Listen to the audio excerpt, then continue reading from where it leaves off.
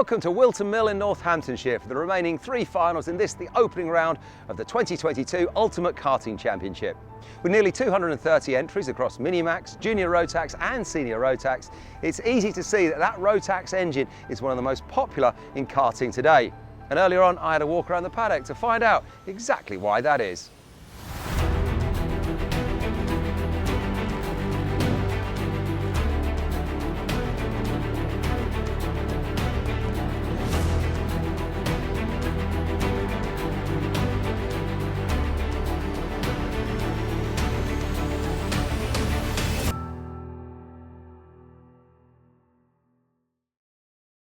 Three great things about the Rotax engine, obviously, is affordability, reliability and the warranty system.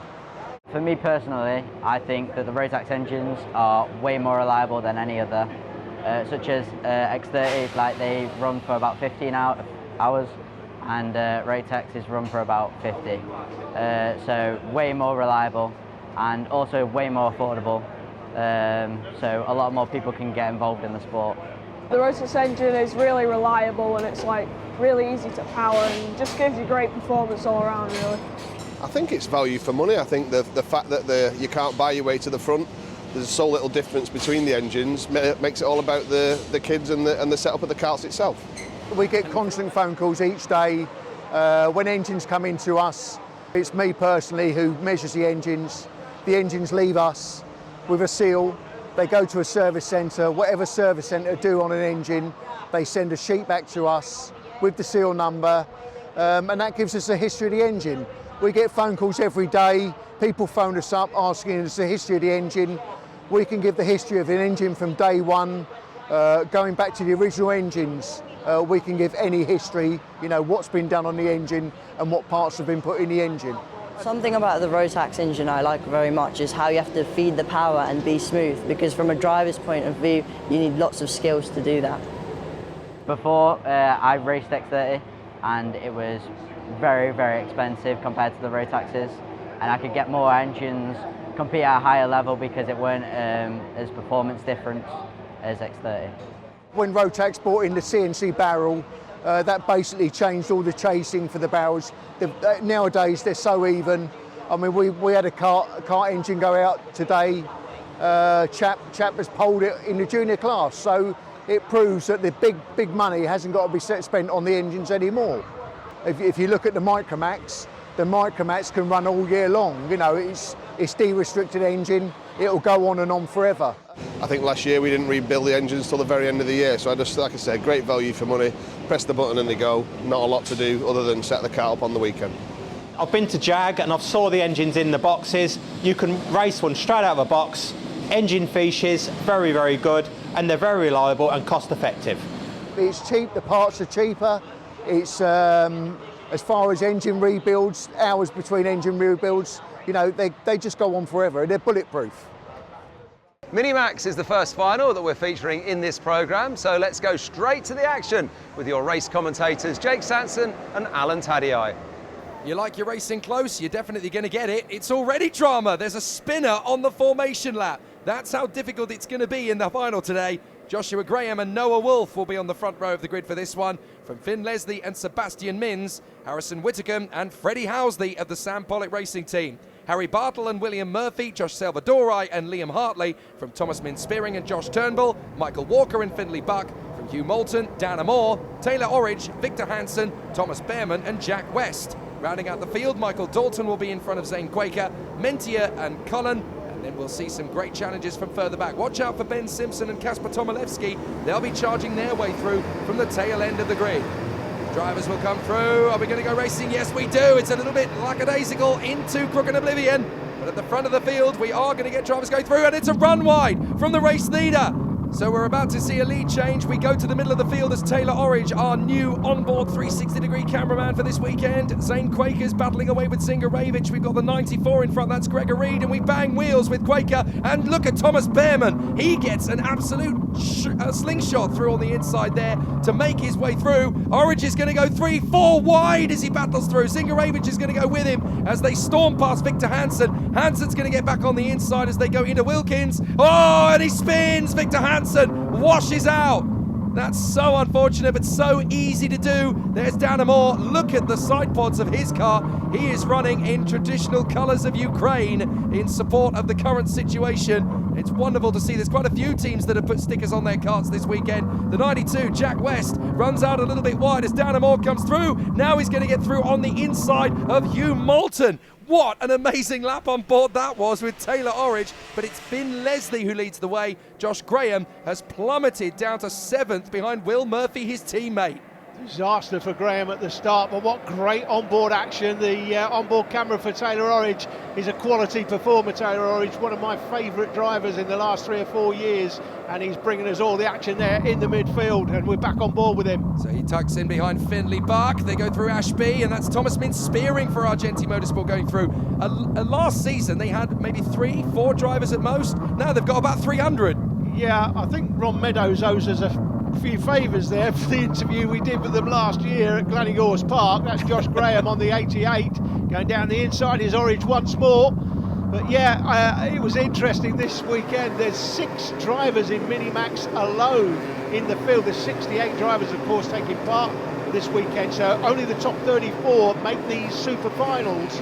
But Ron and Argenti Motorsport seem to have picked up a lot of drivers this season after that interview he did at Glannygorse. Well, when you see what Dan Ginshard did in the Ultimate Karting Championship last year with Argenti, and now he's a Mercedes AMG F1 junior driver, it's no surprise that everybody wants a piece of the action there.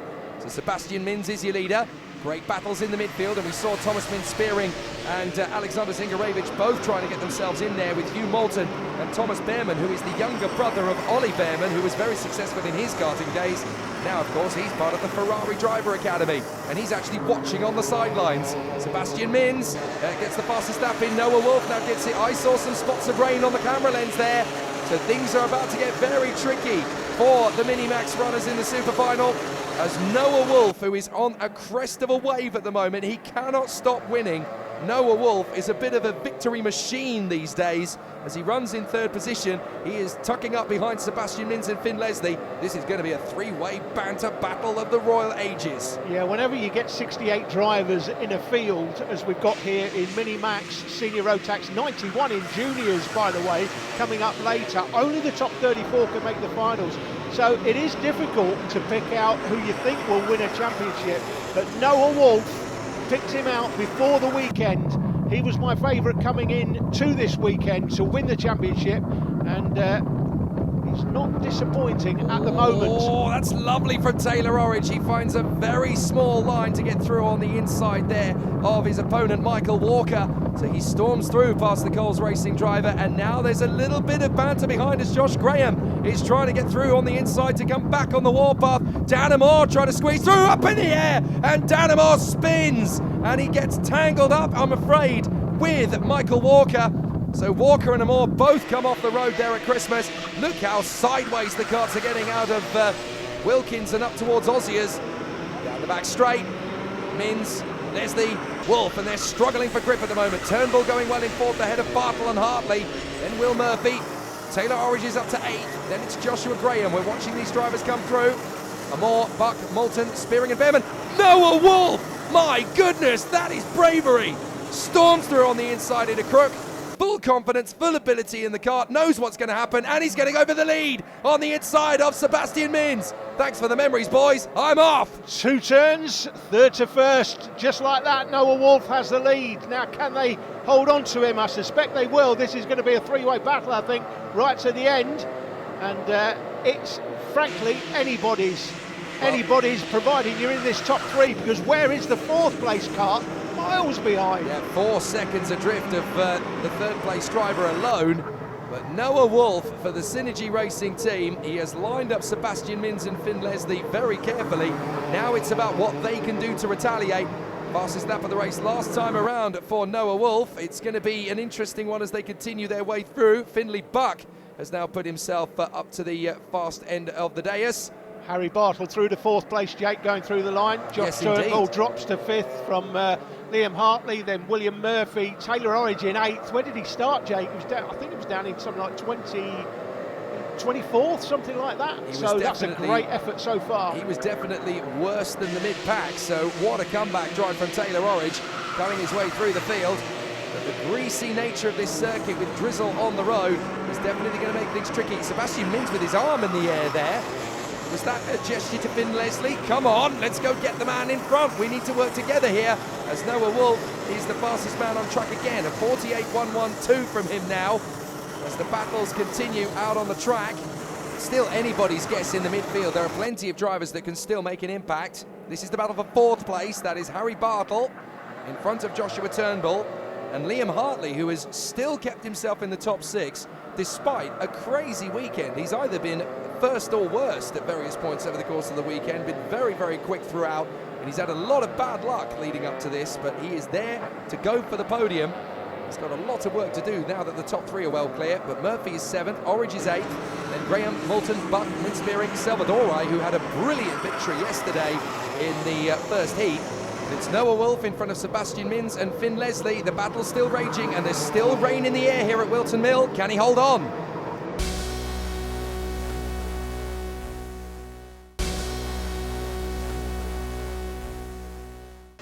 Back to the action in Minimax Super Final as Sebastian Mins is going to make his bid on the inside of Noah Wolf. Wolf slams the door shut in his face as they go through Christmas. Now he's got to hold on to 2nd position in front of Finn Leslie. That was as close as you like. Noah Wolf is not going to concede anything here at Whilton Mill, and we knew that that threat was on him because Sebastian Mins had just banged in the fastest lap of the race. So now Sebastian Mins shows his cards to Noah Wolf. Wolf is not going to concede easily.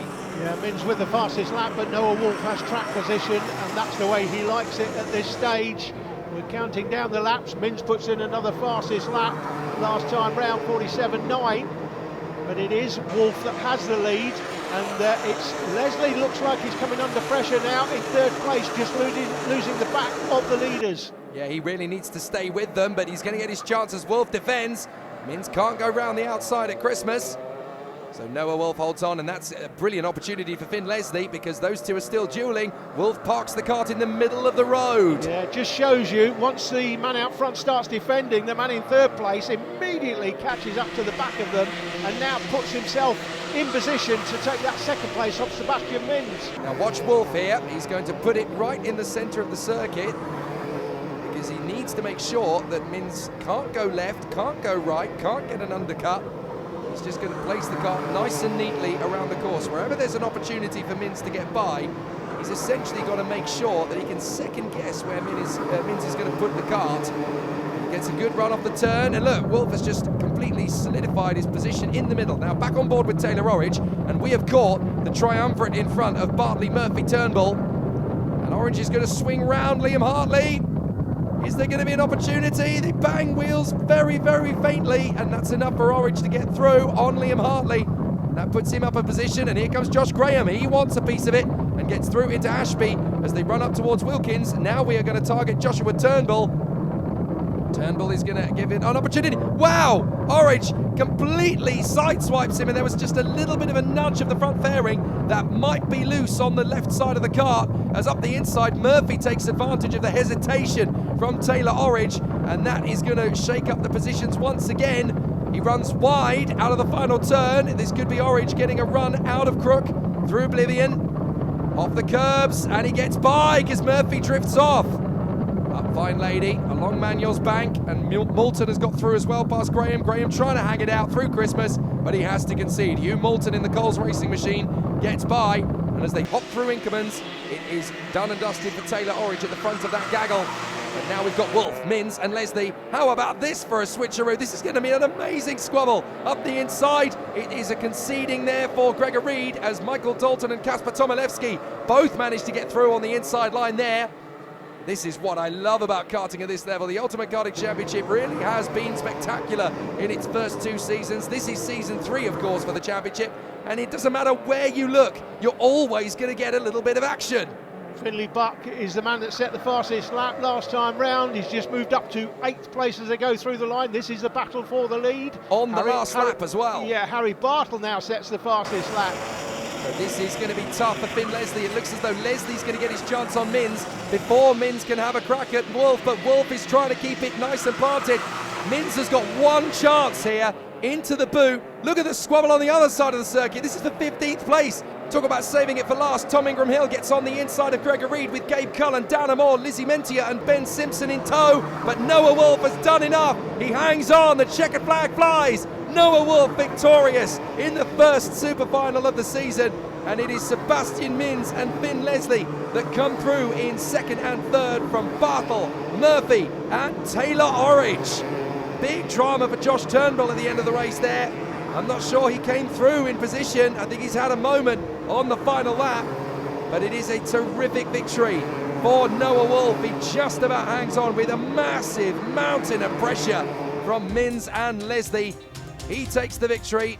Noah Wolf on top, Sebastian Minns and Finn Leslie behind from Harry Bartle and William Murphy. Taylor Orridge in P6 from Joshua Graham and Finley Buck.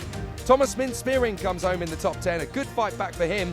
And Liam Hartley for Jack Dex Racing places his kart firmly in the top 10. But looking through that Minimax field, there's about 20 drivers who can win races this year. And certainly this first race doesn't tell us everything about the story, but Noah Wolf has staked his claim for the UKC Minimax title. Finn Leslie, Sebastian Minns and Noah Wolf providing the action out in front. And in the finish, Noah Wolf held on to that lead after he got it. So from second place on the grid to first place at the checkered flag, here's what he had to say at the podium. Finn, 68 drivers in Minimax this weekend. Is that the biggest field you've raced in? I think so. And a great result for you. Third, you're an old hand, of course. You know that third place is great points to start the championship.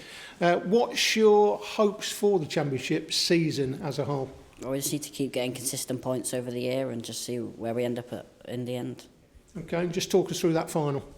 Well, we started third, got into first on the first lap, then led for a few laps, then dropped to second, and then we had a bit of a moment at the last corner, and then we dropped to third, and then sat in third for most of the race, and then that's where we finished. Okay, who do you want to thank? Sam Pollitt Racing, and my sponsors Raceway Motorsport and Sensafely. Okay, well done. Thank you.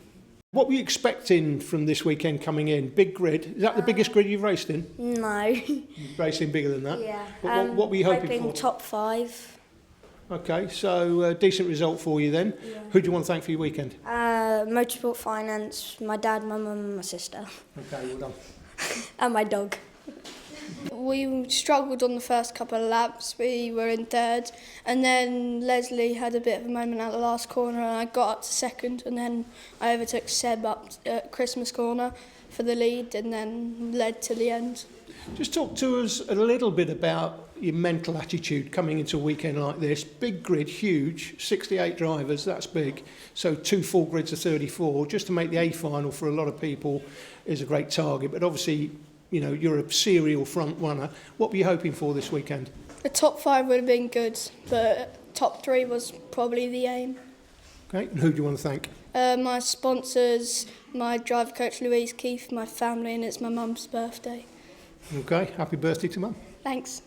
I'm not entirely sure a UKC trophy is quite what she wanted for her birthday, but it certainly does well for Noah Wolf. He takes a 7-point lead over Joshua Graham, with Sebastian Minns and Finn Leslie just another point each adrift. Harry Bartle is in the top 5, Will Murphy is P6, and then there's a point between Liam Hartley, Freddie Housley, Thomas Mintz-Spearing and Harrison Whitcomb, with a whole host of drivers, including Rory Armstrong, that didn't even make the final. What a year it's going to be.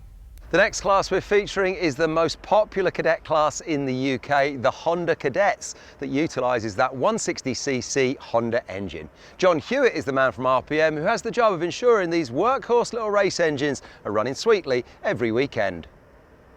Hi, my name's John Hewitt. I work for RPM Racing Engines. I do the trackside support at the major events. In the week I work for RPM servicing and dynoing engines. It's a great entry level into karting in general. Easy to use, easy maintenance, good for dads and lads and daughters. A really great class to be in.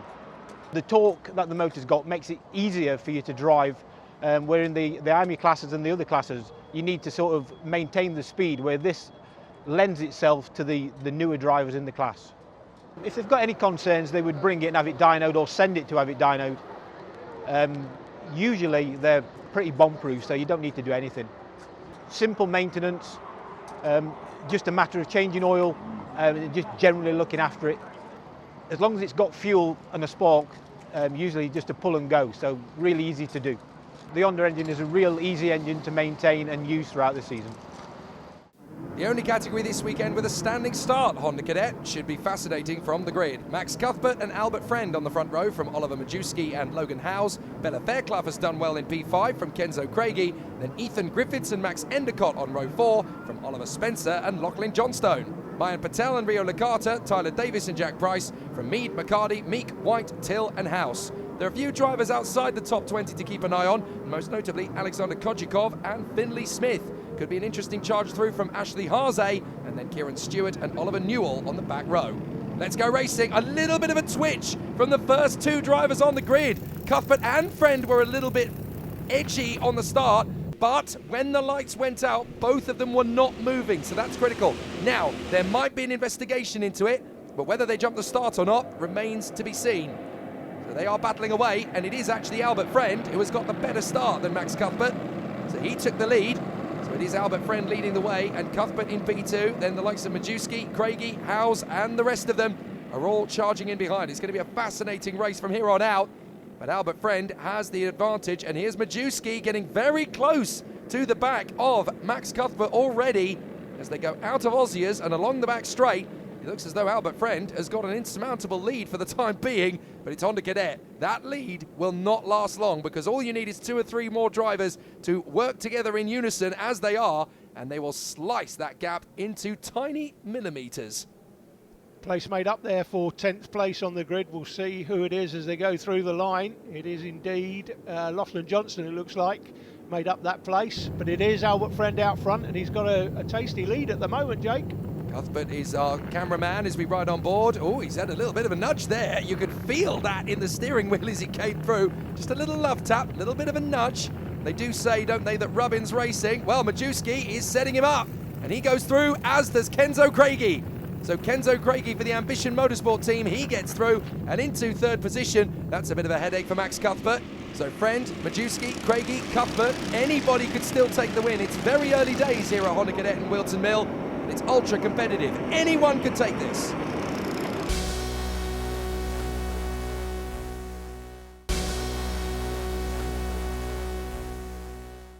Welcome back to the Formula Fans Ultimate Karting Championship season opener at Whilton Mill. We're in the Honda Cadet Super Final at the moment, and it's anybody's guess. We've got Friend, Majewski, Craigie and Cuthbert battling away for the lead at the moment. Kenzo Craigie for the Ambition Motorsport team running in 3rd position and getting the fastest lap here at Whilton Mill. Great to see that Kenzo Craigie is able to come straight out of the blocks for a good time, up to the inside, and he's going to take the lead. Majewski and Craigie initially went through on Friend, but now Craigie is able to go rogue and hits the front, and I'm fairly sure that is the very first time that Ambition Motorsport have led a super final in the Ultimate Karting Championship. Yeah, and the reason for that is they weren't here last year. They're one of the biggest Honda Cadet teams, but they weren't here at the championship last season. And good to see Paul James back this year with his Ambition Motorsport team, and I'm sure they're going to be front runners throughout the season. Well, so are these boys, the SFR Motorsport team. We ride on board with Max Cuthbert as he tries to go for Albie Friend. His teammate is right in front of him. He's going to work with him. Albie knows he's there. Come on, come on. Nudges towards Christmas, and they're going to try and outfox Oliver Majewski, who was there in 2nd place. Friend actually puts his hand in the air. He's like, come on, come on. What are you doing? He's like, what do you think I'm doing? We're trying to get past the 2 guys in front. Craigie and Majewski working in unison. You can see just how much mud there actually is on the circuit on the run to Wilkins on the inside line there. So many drivers going off at Ashby. That must make grip a real premium at that point on the road. Yeah, it's dry at the moment, but earlier in the weekend we've had some really miserable rain, and with people going off, they're churning up the grass and mud, pulling mud onto the circuit, but it has dried out now, so it looks like it's going to be dry for the rest of the weekend. When you say it's dried out now, the track itself, there is definitely a little bit of a racing line which is dry, but there are definitely patches on the circuit which are still incredibly damp. Here we go. The SFR boys are going to go to battle here. Friend is given some assistance by Cuthbert to get into 2nd place. That splits him between Craigie and Majewski. Now he's going to go for the lead on the inside into Ashby, but they're both going to drift out wide. Majewski's going to take it from Cuthbert. Wow, that's incredible. We saw Craigie go from 3rd to 1st in the same corner last time, And now Majewski repeats the feat and he goes from third to first. And I'm fairly confident in saying that that's 4 different race leaders, because Friend has been at the front, Cuthbert was at the front because he was on pole, Majewski's now in front, and Kenzo Craigie's had his turn as well. So 4 different race leaders over the course of this race. So it is still incredibly tight to suggest who's going to take the victory. There is now a bit of daylight between Cuthbert and Friend.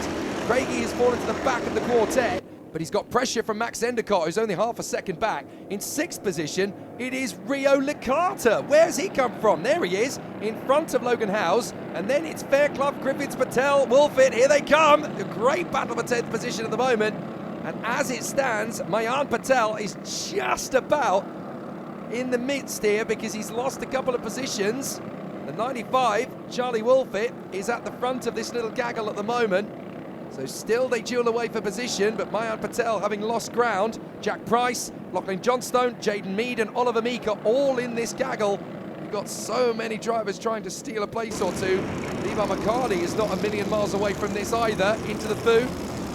Honda Cadet battle absolutely raging. Back on board with Cuthbert. He's been steadily closing in. That's how quickly he's done it. In behind the Passion Motorsport driver Oliver Majewski. They come off of Oblivion. Long, fine lady up Manuel's bank and into Christmas. This will be textbook. Cuthbert gets through. No issues at all there. He lines him up nicely. And this time, legitimately, Max Cuthbert is a race leader. He started on pole, but he lost ground initially to Albert Friend. Then Craigie took the lead. Then Majewski took the lead. And now Max Cuthbert, legitimately, is a race leader. So through they come, out of Wilkins, on the drop to Oziers. What can Majewski do in retaliation? A bit of a wider trajectory from Max Cuthbert to take the lead. And now comes an interesting problem in Honda Cadet, because you've got so many new faces in Honda Cadet each year. They're going to encounter something which not a lot of kart racers do. They're going to have to work their way through traffic, and that can cause its own problems. They've really got to be on their toes here, Cuthbert and Majewski, because Albert Friend is in third, catching them up. And if they make one error of judgment here in their bid to get past, I think that is Ashley Haase, it's going to be really interesting to see what happens. I think Ashley's had a problem earlier in the race, which has put him where he is right now. But, well, I have to say that's really good driving by Ashley Haase. Very aware of the blue flags that he's been given, gets out of the way and allows the 3 leaders through. Yeah, that's a difficult character building moment for a young driver, because you want to be racing up the front. He's obviously had his difficulties, but he sees what the situation is. I'm not going to ruin anybody's race here. On you go, boys. Have a taste of it. I'll get you next time. And Cuthbert, Majewski and Friend continue on their way as Ashley Haase continues on his plight. Now, Endicott, Licata and Craigie are having a great scrap. Craigie down to 6th position. He was leading at one stage, and how about the gaggle behind? You've got Fairclough, Wolfit, Price, Johnstone, Griffiths, Meek, Patel, Mead and McCarty. They're all in this absolute squabble, and it's changing hands rapidly. McCarty's now fallen away from that particular spread of drivers as you continue to watch them all in close proximity in formation. McCarty losing about 5 seconds, and that drops him to 22nd. That's how much you lose in this battle. Here we go for the lead. What a switcheroo from Friend! That is amazing as he cuts back in on Majewski. Cuthbert and Majewski were too busy squabbling amongst themselves. Friend said, right, I'm going to come at you from a long way back in. I'll split the 2, and he has. So Friend is now in 2nd place. We're going to have to watch to see what he does, because Cuthbert parks it in the middle of the road. We're getting to the tail end of the race. So can Friend cut the inside line? No, he can't. Cuthbert holds it through the final turn as we ride on board the Nassau and into the last lap. It's now or never for Albert Friend. What is he going to do? Through Crook, through Oblivion, along Manuel's bank. This is going to be a big launch forward, but where is Cuthbert going to hold the kart? On the inside line, Majewski absolutely launches in on Friend. Friend is going to defend on the way out. Absolutely perfect from Albert Friend. Doesn't lose too much time for Inkermans. Holds 2nd position, and he still has a chance here. Majewski's going to try and cut in. Friend around the outside. How did he save 2nd place there? Well done, Albie. That is now an amazing chance of the victory. He could have thrown that away, but he keeps the kart nice and planted. Majewski's still there. He could steal this. Cuthbert's got to park it in the middle of the road. Majewski goes the long way round on Friend. Friend has got to hold this right round the outside of the boot. He can't.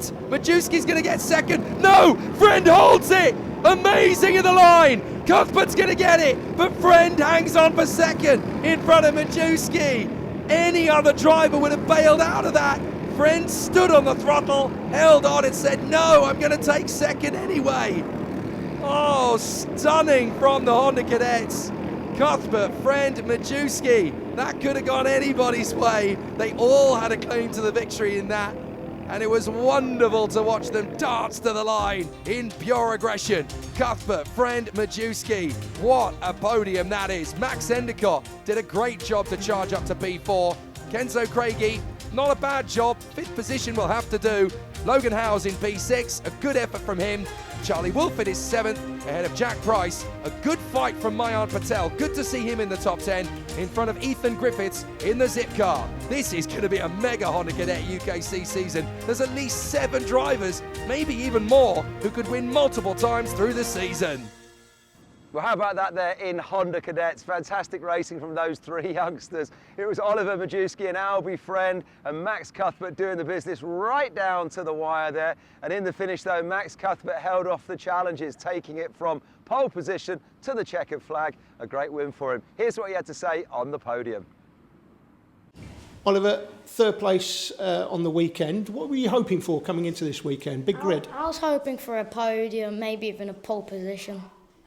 And the podium was, at the end of the day, great start to the championship as well. Important points in the bag. Who do you want to thank for your weekend? I'd like to thank Connor Mills, Passion Motorsport, and my mum and my dad.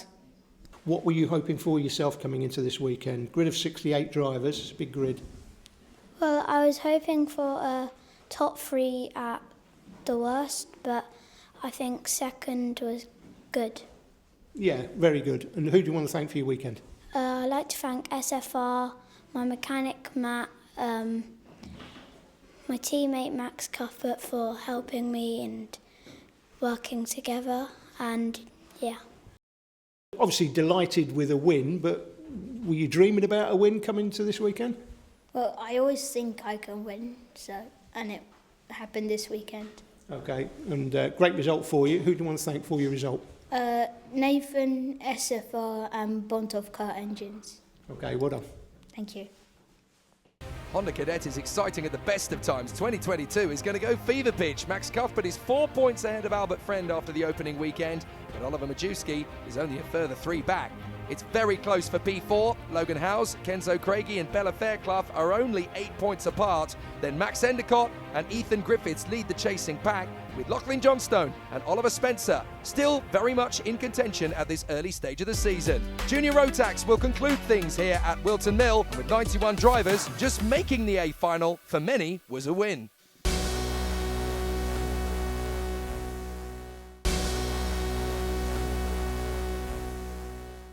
How close is Junior Rotax going to be in 2022? Well, get this. The Super Final has some big names missing. Sophie Kinghorn, Lucas Jex, Dylan Mackay, even Lloyd Hare and Bella Franklin didn't make it, and we thought they were going to after their strong showing in the weekend. So, here is the grid for the Super Final. Gabe Fairbrother and Henry Beaumont on the front row of the grid from Ethan Simmons and Charlie Hart. Pearson Bullock Carter and Ted Bradbury from Stephen Duncan and the Charmander.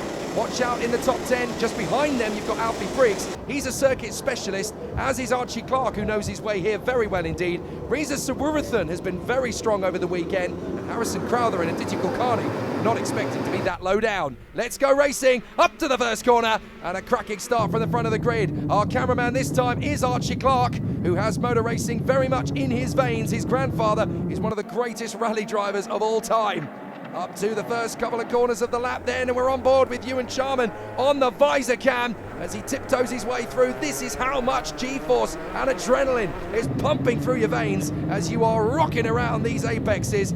Archie Clark on the inside into Ashby. He's picked off about 3 or 4 cars, made that 5, 6. There's contact. 2 wheels in the air from one of the hunters. I think that was Gustav Uzakov going slightly airborne. Ewan Charman getting through, and that is good enough, I do believe, for, is that 3rd or is that 4th, because we've got Fairbrother a long way out in front. Simmons is next up for sure as they come through the toe of the boot. It is very fast and frenetic. That is Stephen Duncan battling away there with Ted Bradbury, so they come through together. The timing is telling us that Gabe Fairbrother, Ethan Simmons is leading. Gabe Fairbrother, though, is not even in the timing. And Gabe Fairbrother on the 2 car is definitely leading. That's Clark and Rippin both picking off a place there from Leo Purchase. So nicely handled there from Archie Clark. And he makes the gap wide enough so that Leo Rippin can get through there as well. There's Fairbrother, easy leader. Simmons, Pearson Bullock Carter. And then it is the 42 of Charman from the 53 of Bradbury ahead of Stephen Duncan and Reece Lomax. And we've still got a big quality of drivers in the grid. You've got Kerr, Hart, Beaumont, Clark, Rippin, Usakov, Purchase, Ticehurst, Cooper, Baker, Cooper and Alfie Briggs. So they are an absolute wash of talent as they come through. And a fine lady along Manyor's bank and up into Christmas. It's very close. Here's Ted Bradbury. He's been one of the stars of the weekend so far. Been very impressed with Ted Bradbury. He really has raised his A game and he's going to come through on the inside of Charman. Textbook, easy to get that wrong and he didn't. This is what it felt like on board from Charman. He skates through, shuts him down on the exit, and Charman has a quick look over his shoulder just to see if anybody else is going to pick it up as well, and they didn't. Back on board with Archie Clark, taking it 1 kart at a time as he closes up on his next man. That's Henry Beaumont. So Henry Beaumont is the kart in front of him, and he wants to try and reel him in as quickly as possible. Great racing in the middle of the pack as well. Behind Clark, you've got the likes of Ticehurst, Baker, Briggs, Cooper again, because it's Jack and Leighton. And then you've got Harrison Crowther, who is charging his way through from the back of the field. Here goes Joe Rippin on the inside, launches in. What a slingshot. Excellent overtake into Christmas. And now they are going to have a little bit of pressure from this man. Hello, boys. Here comes Gustav Uzakov. That'll do nicely on the inside. And he moves up into Ashby and takes over the place. The Hunter Motorsport team making big waves here this weekend. Regular viewers of the Ultimate Karting Championship will remember the crash that Gustav Usakov's had at Wigan a couple of seasons ago at the end of the season. I think he just got the move on Beaumont. Sorry for interrupting you. Yeah, he did. And I'm not sure how many views that clip has had now. It's something like 4 or 5 million, something like that, but it was one of the biggest crashes we've seen for years. Isn't it funny? You go viral in the worst possible ways. I still go viral for that front fairing being thrown at that bloke as my bit of commentary, and for some reason, that's the thing I'm most famous for. It's not quite what I would have chosen. Up to the hairpin at Christmas, and that's a lovely move on the inside there from Harrison Crowther. He picks off another opponent. That is at the expense of Leighton Cooper. And now he's going to try and get away and stretch out the advantage. Well, it looks as though we've had a red flag here at Whilton Mill. The race has been stopped. We've had an incident at the first corner. So the field is going to be brought to the back straight, ready for a restart. It's involving Reg Haywood and Harrison Crowther. They have come off the course at Oblivion. That's the fastest corner on the circuit. So the race has been red flagged. Well done to the Orange Army. That was the right decision, because it looks as though Reg Haywood is in some discomfort. Gabe Fairbrother doesn't like it, Jake. Gabe Fairbrother had this race in his pocket. He hates to see the red flag because there's going to be laps remaining. Well done to the marshals. They have got Reg Haywood out. Really, really good to see him getting out there. That's a nasty place to go off the road. I think we're going to have a lap under the Battenberg. We've had a lap under the Battenberg. We've got 4 laps remaining, and Fairbrother now is the target. He was well clear, but not anymore. So now we go green, green, green, green, and it is Gabe Fairbrother in front of Ethan Simmons as they go through turn 2, and Simmons is going to get out wide. And Simmons gets the gesture from Bradbury. Work with me. No, I can't, because I'm losing more ground. Charman goes through into 3rd position. So now it's all down to Bradbury. Can he catch and pass Gabe Fairbrother? This is going to be very tight all the way to the finish. But can Bradbury get on terms with Gabe Fairbrother? Fairbrother leads the way. Bradbury in 2nd place. These are the 2 teams racing against each other here. Ultimate Art versus Sam Pollitt Racing. And is Archie Clark going to be able to hold on to his position as he battles it out with Blake Ticehurst? Now, Ted Bradbury was far enough behind. He wasn't going to be a problem to Gabe Fairbrother, but he had a lot of pace, as we know. Set the fastest lap just before the break. And that is a great move going through on the inside. Ticehurst takes that spot from Archie Clark. It looks like Clark might lose another one. Yep, Alfie Briggs is going to get his way on the inside, and his teammate very nearly joins him there. That was a very exciting run, but not for Archie Clark. He loses quite a few more positions than he was hoping to. These 3 have got well clear now. Fairbrother, Bradbury, Jarman. We're back on board with Archie Clark. That is Alfie Briggs in front of us, and Briggs is going to pick off a few. Ticehurst runs out wide, manages to cut back in front of Beaumont. Briggs can't move forward, Clark can't move forward either. Bradbury with the fastest lap. He's the fastest man on the track. He was the fastest man before the red flag, but he was miles behind the leader. Now he's the fastest man on track, but he's right behind the leader. In fact, the front three coming up, any one of these three now can win this. A 4-lap sprint, and here comes Bradbury on the inside of Fairbrother. Now we're going to get them wheel to wheel. Fairbrother on the switcheroo, tries to cut back in. He holds on in front of Jarman briefly, but Jarman gets in a second. No wonder Fairbrother was fuming at the red flag, because his massive lead is now nothing. Into second place, he comes back on Ewan Jarman. Now he's got to try and catch up to Ted Bradbury. Well, he had a massive lead. The red flags needed to come out, but at the expense of Gabe Fairbrother's dominant lead. And now Ted Bradbury is just a stone's throw away from picking up the win. What a turnaround. Absolutely unbelievable, but that's the nature of things. Look at the mechanics going bananas on the sidelines. Come on, Ted, you can do it. You can hold him off. He's got about 8 kart lengths on them. He's done it. He is not going to lose it from there. That's too much of a lead as he sets another fastest lap. So Gabe Fairbrother, well, you got to feel for him. He had this race done and dusted after about 2 or 3 laps, and he just increased his lead with Bradbury behind, then setting the fastest lap. Then comes a red flag, and now this. So Whilton Mill and the Ultimate Karting Championship gave us a 4-lap showdown. It's interesting, Formula 1 didn't. That is a technical flag for Ethan Bentley. So problems for Ethan Bentley, I'm afraid, to the end of the race, and it looks as though we've got a problem for somebody going off the road going into the final lap. But as you say, Ted Bradbury is well clear now of Gabe Fairbrother and Ewan Jarman going into the last lap. Gabe Fairbrother must be sick to his stomach. He will be, but he's highly experienced and he will know, well, let's hold on to second. Let's not give away this second place. Take the points moving forward, and we'll go forward to the next round, and we'll just take this on the chin. Ted Bradbury's birthday and Christmas have come unbelievably early in the season here. That is an amazing steal in the first Junior Rotax Super Final of 2022. There are yellow flags out for a car parked on the sidelines, so they can't even go for an overtake in the boot. So it is going to be a fascinating end to a brilliant race from Ted Bradbury. He celebrates with his team, 2 arms in the air. Bradbury takes the win in Whilton Mill. Absolutely astonishing as the field storms across the line. That is what a 4-lap sprint looks like at Whilton Mill to close out the weekend.